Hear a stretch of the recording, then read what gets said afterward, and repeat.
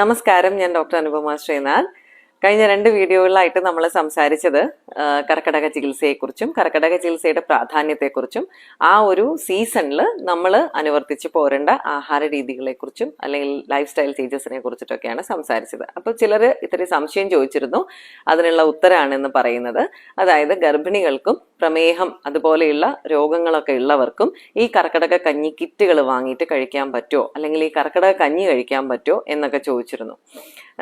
ഈ പ്രമേഹം അല്ലെങ്കിൽ അതുപോലെയുള്ള വേറെ എന്തെങ്കിലും അസുഖങ്ങൾ നമുക്ക് ഓൾറെഡി ഉള്ളവരാണെങ്കിൽ, പിന്നെ ഗർഭിണികൾ തീർച്ചയായിട്ടും ഒരു ആയുർവേദ ഡോക്ടർ നിർദ്ദേശപ്രകാരം മാത്രമേ കർക്കിടക കഞ്ഞി ഔഷധക്കഞ്ഞികൾ കഴിക്കാൻ പാടുള്ളൂ. ഇനി ഗർഭിണികളുടെ കാര്യം എടുത്ത് നോക്കുകയാണെങ്കിൽ ഓരോ മാസത്തിലും ഓരോ ഔഷധങ്ങൾ പറഞ്ഞിട്ടുണ്ട്. അതിനനുസരിച്ചിട്ടുള്ള ഔഷധക്കഞ്ഞികൾ നിർദ്ദേശിക്കാൻ ഒരു ആയുർവേദ ഡോക്ടർക്ക് പറ്റും. അപ്പോൾ തീർച്ചയായിട്ടും ഇത്തരം രോഗങ്ങൾ ഓൾറെഡി ഉള്ളവരാണെങ്കിൽ ഒരു ആയുർവേദ ഡോക്ടർ നിർദ്ദേശപ്രകാരം ഔഷധക്കഞ്ഞികൾ നമ്മൾ കഴിക്കാൻ ശ്രദ്ധിക്കുക.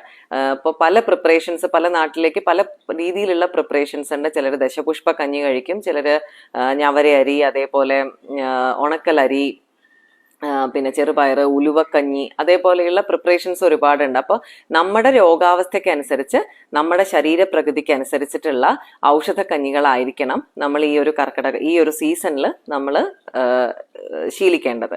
അപ്പോൾ അതൊരു തീർച്ചയായിട്ടും ഒരു ആയുർവേദ ഡോക്ടർക്ക് നമ്മളുടെ ശരീരപ്രകൃതിക്കും നമ്മുടെ രോഗാവസ്ഥകൾക്കും അനുസരിച്ചിട്ടുള്ള ഔഷധക്കഞ്ഞികൾ നിർദ്ദേശിക്കാനാവും. Thank you.